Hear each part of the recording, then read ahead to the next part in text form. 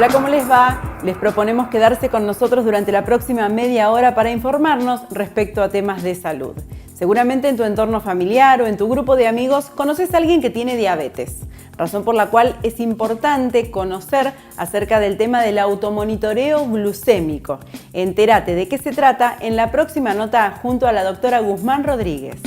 Para contarles un poquito, cuando hablamos de automonitoreo, la palabra automonitoreo significa que el paciente o la persona con diabetes es quien realiza su propio control de la glucemia a través de lo que llamamos los biosensores, medidores de glucemia capilar. El automonitoreo es sumamente importante porque ya todos sabemos que la diabetes es una enfermedad silenciosa que no da síntomas excepto que pase alguna complicación. Entonces perdemos los parámetros de control porque los pacientes no miden rutinariamente los controles glucémicos indicados, porque como se sienten bien, entonces piensan que no es necesario tener que medirse los controles. ¿Por qué es importante medir la glucemia? Porque tenemos que aprender que los números nos dicen cosas, que nos hablan.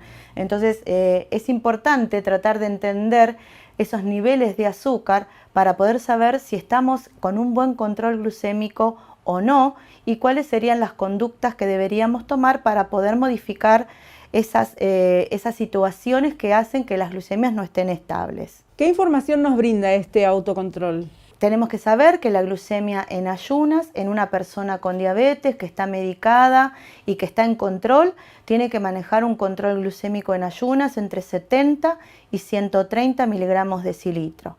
Otra medición que es importante es la de antes de cada comida. Generalmente ese control lo realizan los pacientes que están insulinizados porque muchas veces requieren correcciones con insulina ultra rápida. Y saber que siempre antes de cualquier comida principal, ya sea el desayuno, almuerzo o cena, los niveles de glucemia tienen que estar menores de 150. Pacientes que no están insulinizados, generalmente pedimos los controles a las 2 horas después de comer.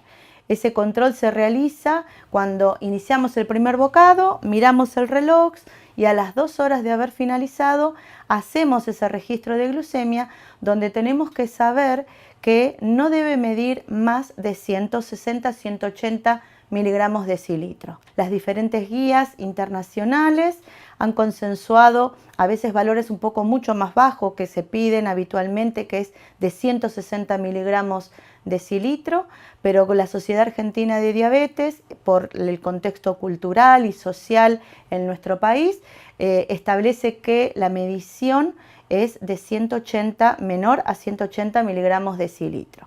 Por eso es tan importante que uno pueda tener estos registros. Somos un país donde los recursos no están tan al alcance de todos los pacientes y muchas veces los pacientes miden menos veces de la que necesitamos hacer los controles debido a que no hay cobertura desde la obra social o desde lo que es lo público. Contamos con una X cantidad de tiras reactivas para poder hacer las mediciones.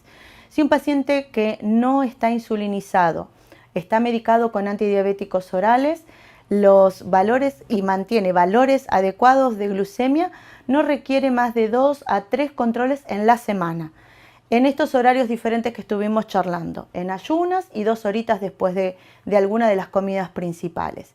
Si ya nos ponemos a hablar de pacientes que están insulinizados, pacientes con diabetes tipo 2, insulino requerentes, o los pacientes diabéticos tipo 1, sobre todo los tipo 1 son los que más controles requieren porque los pacientes con diabetes tipo 1 hacen también lo que se llama el conteo de hidrato de carbono, que eso es correcciones con insulina ultra rápida de acuerdo a lo que van a comer, y para esto sí o sí necesitan de 3 a 4 mediciones diarias. Pacientes con diabetes tipo 1.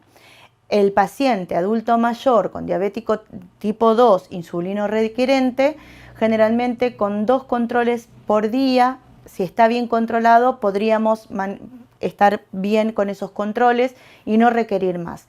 Y se irán ajustando los controles de acuerdo a cómo estén sus niveles glucémicos.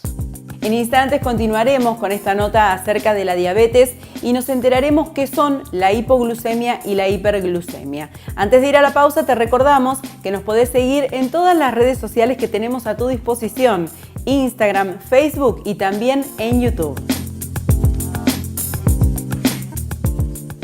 Unidad de Cardiología Clínica, Doppler Color, Ecoestrés, Holter, Rehabilitación del Cardiópata, Ergometría Digital, TIL Test, Mapa, Prequirúrgicos a demanda, Cardiología Infantil, 491-0024. Gracias a vos crecimos para estar más cerca. Estamos en Paseo Sur con más de 20 especialidades. Tenemos un centro de rehabilitación, un anexo en 25 de mayo de consultorios externos, el vacunatorio y medicina del viajero. Ahora podés sacar turno de una forma más rápida y más segura descargando nuestra app Clínica 25 de Mayo, disponible en Play Store y App Store. También podés pedir recetas en nuestra web. Gracias por ser parte de este crecimiento. Natalis, centro dedicado exclusivamente al diagnóstico y tratamiento en medicina reproductiva, con el respaldo de Procrearte, Bioprocrearte y Maternity Bank. Rodríguez 922. En Tandil, Farmacia Traverso. Más de 20 años de responsabilidad y compromiso con sus clientes. Centro de vacunación oficial. Sector de dermocosmética. Farmacia Traverso. Bolívar esquina Chile. En la web farmaciatraverso.com. Instituto Superior de Gastroenterología. Diagnóstico y tratamiento de enfermedades del aparato digestivo en adultos y niños. Paz 1088 443 4243. Instituto Radiológico. Cumplimos 50 años brindando medicina de excelencia y creciendo en tecnología con equipos de última generación únicos en Mar del Plata y zona de influencia. Resonador 3 Tesla, PET-CT, mamografía 3D, tomosíntesis. Ahora también podés visualizar tus estudios a través de nuestro portal virtual de imágenes ingresando a irradiológico.com.ar. Venta, servicio y logística de implantes para cirugía. Alquiler de artículos de rehabilitación y posoperatorio. Nebulizadores. Tecnomédica Ortopedia. Sarmiento 557. La Estación. El equilibrio perfecto entre tu café diario y un lugar único. Coffee Shop La Estación. Chávez 540. Te seguimos ofreciendo el más cálido servicio. En Tandil, Hotel Francia, testigo de 100 años de historia de una ciudad increíble. Avenida Colón 1580, 0249 442 3240. elhotelfrancia.com.ar. Hablar de cáncer se ha vuelto cada vez más común, pero ¿entendemos realmente qué es el cáncer? ¿Cómo es su diagnóstico? ¿Cómo se realiza su tratamiento? ¿O cuán desarrollada está la oncología en nuestra ciudad? La respuesta a todas estas preguntas nos las brinda la doctora Nora Marrone, oncóloga, en la siguiente nota. Doctora Nora Marrone, definamos para que podamos entender todos qué es el cáncer. El cáncer es una enfermedad que en realidad engloba varias situaciones, ¿no? Pero es la enfermedad de la célula, es decir, del ladrillo más chiquito que tiene el cuerpo humano, ¿eh? Y como hay muchos tipos de células, hay diferentes tipos de enfermedades llamadas cáncer. Esa célula se enferma porque se le altera el sistema genético a partir de mutaciones y otros factores que hacen que la célula pierda el control del crecimiento. Entonces no para más de crecer, se multiplica e invade, porque va creciendo y ocupando espacio, invade tejidos, invade órganos, invade vasos sanguíneos, pasa por la circulación, se sueltan células de ese tumor primario y pueden ir a otros órganos que son los que se llaman metástasis. Es decir, un cáncer puede originarse, por ejemplo, en una mama y después, bajo distintas situaciones, puede llegar a un pulmón o llegar al cerebro o a los huesos. ¿Cuáles son los tipos de cáncer más comunes, más habituales? Los cánceres más frecuentes en nuestro país, y coincide con la literatura general de los países desarrollados, son, en el caso del hombre, el de pulmón, el de próstata y el de colon y recto, o sea, todo el intestino grueso. Y en el caso de la mujer, el de mama, colon recto y pulmón. Por el hecho de fumar ha crecido mucho la incidencia de cáncer de pulmón en la mujer, distintos tipos, pero en general. Y después en los más jóvenes y adolescentes, porque esto como es una enfermedad de una célula puede afectar a los niños y a los adolescentes, en general las leucemias, los linfomas, los osteosarcomas, los cánceres de hueso originales son los más frecuentes en los adolescentes. Y en los niños, bueno, tienen otra temática, pero en general los más frecuentes son el neuroblastoma o el cáncer de riñón. Hablamos de tipos de cáncer y tenemos que hablar también de que hay distintos tipos de tratamiento. Uno está muy acostumbrado a escuchar quimioterapia nada más, pero hay variados tratamientos. Sí, en general cuando el paciente es diagnosticado por algún síntoma que presentó y se le hace una biopsia o va a una cirugía y se le hace una extirpación de un órgano y ahí aparece, generalmente lo que se hace es, bueno, con el diagnóstico se deriva a oncología, o sea, la especialidad que se dedica a estadificar, es decir, a saber dónde estoy parada con la enfermedad, en qué estadio está, si está localizado, si está invadiendo los órganos de alrededor de donde se originó, o si se diseminó por la sangre y llegó por otros tejidos, llega a otros órganos.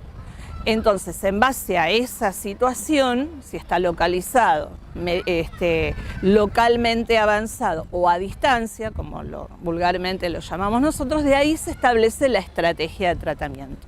Y es combinar situaciones, la cirugía, la radioterapia y la quimioterapia, la hormonoterapia, la inmunoterapia. Es decir, la cirugía es sacar el tumor dentro de lo que se puede y si hay órganos alrededor que se pueden extirpar, sacarlos. La radioterapia es el tratamiento con rayos gamma, una especie diferente, un tipo especial de radiación que se aplica sobre el tumor mismo, sobre el área en donde fue extirpado el tumor, o por ejemplo sobre una metástasis ósea o del cerebro cuando estas no son quirúrgicas. Y en el caso de la terapia sistémica, esa engloba todo, la quimioterapia, la inmunoterapia, la hormonoterapia, y ahí tenés variantes, tratamientos que pueden darse antes de la cirugía, después de la cirugía, en combinación con la radioterapia o sola. Eso ya ahí, cada paciente va a tener una estrategia específica, generalmente consensuada en un comité de tumores o con un equipo, no se toman a veces las decisiones solamente, pero igual está todo normatizado que para tal estadio los tratamientos más frecuentes son determinadas combinaciones. En función de eso, el oncólogo elige lo que es mejor para el paciente. ¿Qué importancia tiene para tener un buen pronóstico el diagnóstico oportuno, el diagnóstico temprano? Sí, porque hoy, siglo XXI, se puede curar el 50% de los pacientes con cáncer o controlar la enfermedad. En un cáncer en un estadio 1 de mama, de próstata o de colon, que puede abordarse quirúrgicamente y que no tiene ramificaciones ni compromiso de otros órganos, generalmente puede alcanzar una curabilidad, decimos nosotros que es potencial, la curación, a los 5 años de más del 90%. Quiere decir que estamos hablando de tumores que van a convivir durante muchos años y ya no se puede hablar más de cáncer sinónimo de muerte, porque el 50% se va a poder curar y después hay un 20-30% que va a poder controlar la enfermedad durante muchos años. Lamentablemente, también hay que decirlo, hay muchos pacientes que no tienen esa posibilidad porque generalmente llegan ya a diagnóstico en forma tardía. Entonces ahí es fundamental siempre el control habitual. Sí, mira, y en momentos así como estamos ahora de pandemia, por ahí hacer hincapié en la importancia de no desatender aquellas personas que tienen factores de riesgo o antecedentes familiares importantes de cáncer de mama o de colon fundamentalmente, o son grandes fumadores, o son pacientes añosos, que de alguna manera le permita hacer una consulta programada con todos los protocolos de seguridad, pero no dejar de hacer la mamografía de control o la ecografía, no hacer el PSA en el caso del hombre, no hacer el análisis de materia fecal o eventualmente la endoscopía si hay antecedentes familiares, porque eso sí, creo que lamentablemente si no se hace vamos a tener después que ver tumores un poco más avanzados que los que se podrían curar si se hiciera el diagnóstico cuando no hay síntomas o hay una rutina de screening o de control, de chequeos, como le decimos habitualmente. Porque además en Mar del Plata tenemos profesionales pero vastamente capacitados para esto. Mira, oncología es una de las especialidades que en su mayoría los profesionales se han formado en residencias médicas, ya sea salidas de aquí localmente, como en el Hospital Privado de Comunidad, como de otras residencias, como provenientes de Buenos Aires, del ROFO o de otras instituciones que después también vienen a trabajar acá. Así que o de La Plata también. Así que prácticamente los 25 o 30 oncólogos que somos en esta ciudad estamos formados con una residencia, es decir, un entrenamiento muy importante de varios años también de inversión de estudio, que permite garantizar de alguna manera como especialidad una tranquilidad a la gente que ante una enfermedad tan difícil y tan emotiva como esta, ¿no? que genera mucho miedo, mucha incertidumbre, mucha desconfianza y que no se sabe para qué lado, a quién hacerle caso, para qué lado correr, ¿no? Y a quién hacerle caso, porque también, obvio, hay diferencias de opiniones en muchos casos. Pero está garantizado de alguna manera que la formación en oncología en Mar del Plata es de la mejor. Seguimos hablando de salud en las redes. Búscanos en Facebook como Hablemos de Salud.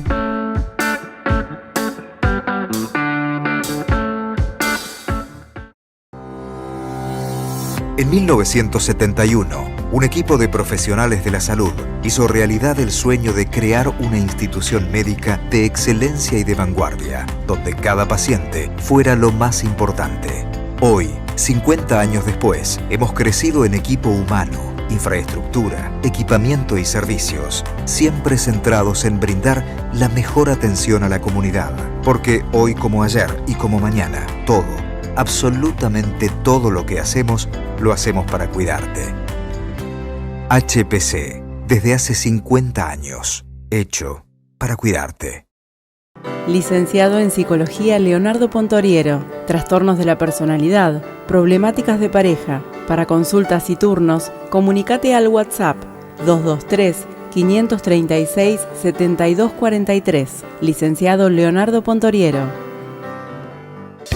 Natalis, centro dedicado exclusivamente al diagnóstico y tratamiento en medicina reproductiva, con el respaldo de Procrearte, Bioprocrearte y Maternity Bank. Rodríguez 922.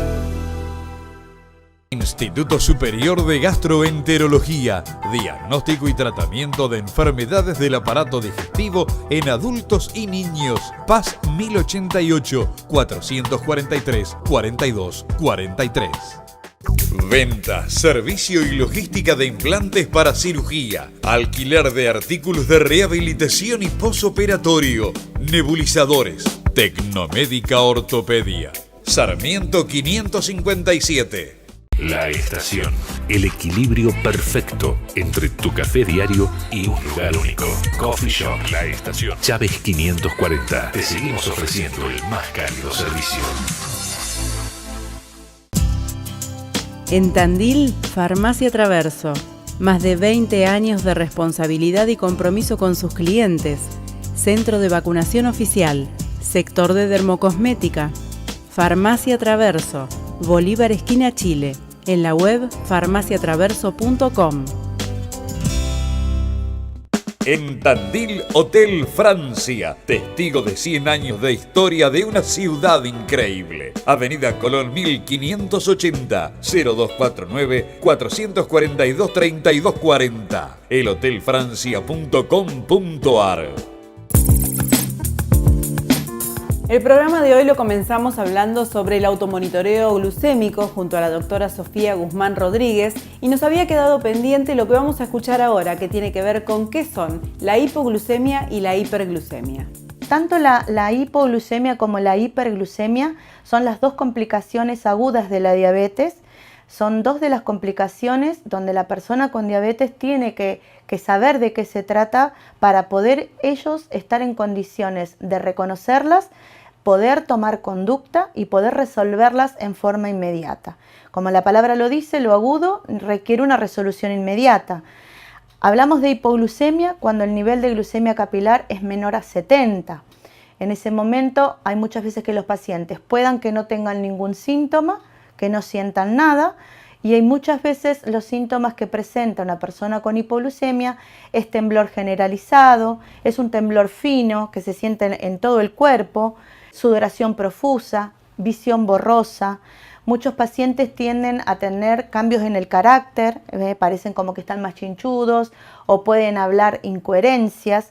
Entonces los familiares que lo notan raro es una buena situación para poder medir la glucemia, para determinar si están o no en hipoglucemia.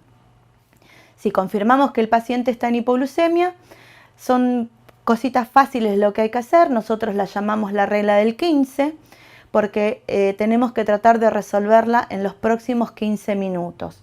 ¿Cómo lo hacemos? Medimos la glucemia, constatamos que el azúcar está en menos de 70 miligramos decilitro y tenemos que contar con lo que llamamos hidratos de carbono de absorción rápida, el equivalente a 15 gramos, por eso es la regla del 15. ¿Cuáles serían estos equivalentes? Es un medio vaso de agua con 3 cucharadas de té de azúcar, o medio vaso de alguna gaseosa azucarada, que siempre debemos tener en la heladera, por las dudas pasen estas situaciones de hipoglucemia. Contar con 3 o 4 caramelos masticables o gomitas que son más fáciles de absorber. Un jugo, también pueden ser un medio vasito de jugo de naranja, exprimidos. Uno no le da el tiempo de exprimir o tener esos jugos que vienen en caja. Tenerla en la heladera también es bueno. Y el equivalente también a 15 gramos sería contar con 2 sobres de azúcar de las confiterías. Entonces, ¿qué es lo que tenemos que hacer? Cuando aparece esta situación de hipoglucemia, el paciente se desespera, se come todo, quiere salir ya de la hipoglucemia y muchas veces lo que hacemos es, se comen de todo porque les agarra como una sensación de hambre voraz y mucho temor a la hipoglucemia, ¿no es cierto? Entonces, lo que tenemos que explicarles es que tienen que estar tranquilos en la medida de que se pueda, elegir uno de lo que tengas en casa. Lo más fácil siempre es el vaso de agua con 3 cucharadas de azúcar, lo tomamos, esperamos 15 minutitos y volvemos a medir la glucemia capilar. Si estamos en una situación donde el paciente no está lúcido, no está consciente, se desvaneció, perdió el conocimiento, no hay que intentar poner nada por boca, ¿sí? No dar nada por boca. Generalmente los pacientes con diabetes tipo 1 cuentan con lo que se llama glucagón, que se aplica intramuscularmente para poder sacarlos de esa situación. Con el glucagón cuentan generalmente los pacientes con diabetes tipo 1. Un paciente con diabetes tipo 2, insulinizado, muchas veces no cuentan con ese glucagón. Si el paciente ha perdido el conocimiento, lo único que tienen que hacer es llamar a la emergencia o llevarlo a la salita más cercana que tengan o a la urgencia más cercana que tengan. Una vez que consumieron esos primeros 15 gramos de hidratos de carbono, a los 15 minutos medimos la glucemia capilar nuevamente y cuando los niveles de glucemia capilar empiezan a subir entre 80 y 90 miligramos decilitro, no hace falta seguir consumiendo estos hidratos de carbono de absorción rápida, sino que ahí tenemos que cambiar por un hidrato de carbono que sea de absorción más lenta. Los hidratos de carbono de absorción lenta, de los que estábamos hablando, es una rebanada de pan, una fruta, 2 o 3 galletitas o tomar un café con leche, ¿sí?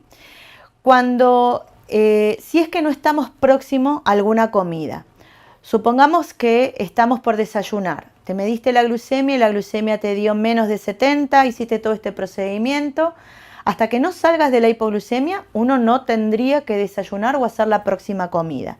Primero salimos adecuadamente de la hipoglucemia. Si tuviéramos que desayunar, en vez de comer una fruta o tomar el pan, directamente desayunamos, ¿sí? Porque ahí vas a consumir ese hidrato de carbono de absorción lenta. Si estamos alejados de alguna comida, sí debemos incorporar este hidrato de carbono de absorción lenta, esperar 15 minutos y volver a medir la glucemia. Y en 15 minutos, supuestamente, ya la glucemia tendría que estar estabilizada y esto evita que volvamos a hacer esa caída o volver a la hipoglucemia porque se finaliza la absorción rápida del primer hidrato de carbono que consumimos. Esta sería la forma adecuada de salir de la hipoglucemia. Muchos pacientes, cuando están en hipoglucemia, optan por otros hidratos de carbono, una cucharada de dulce de leche, una cucharada de mermelada, miel, comer un alfajor, comer un pedazo de chocolate. ¿Por qué no están indicados estos alimentos para salir de una hipoglucemia? Porque necesitamos que se absorban en forma inmediata. Todos estos que estuvimos nombrando recién, que tienen un alto contenido en grasas. Y esas grasas lo que hacen es retrasar esa absorción del hidrato de carbono que lo necesitamos para que salgan rápidamente de la situación de hipoglucemia. Entonces, ¿qué va a pasar? No salen en forma inmediata, siguen comiendo porque no desaparece la hipoglucemia, sigue bajando, pero después nos vamos a encontrar que a la hora o a las 2 horas van a tener glucemias por arriba de 200, resultado de este consumo de hidratos que no eran los adecuados. ¿Qué tiempo tenemos para poder resolver esta situación de hipoglucemia? 1 hora.